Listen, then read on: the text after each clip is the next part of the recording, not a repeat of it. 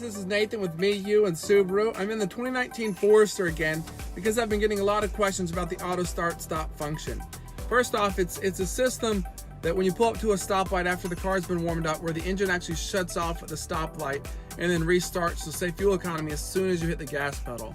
And it does a pretty good job of it, but some people are annoyed by it. So I'm going to show you a few ways to disable it. The original way that Subaru has designed for you to disable it is through this button here. The only downside to this is it restarts when you restart the car.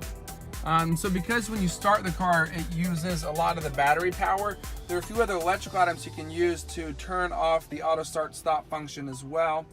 The first one that I suggest is the defrost, the rear defrost, which you can turn on here.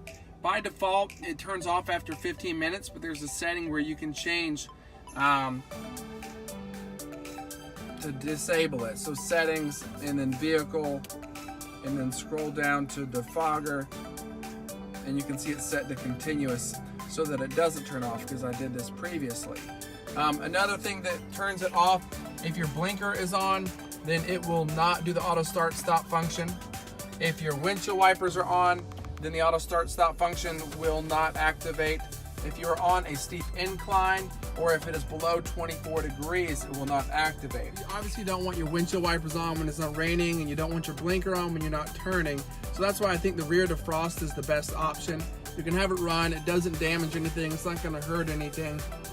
So you can always just keep that running, and the auto start stop function will not ever activate. Thanks for watching, have a great day.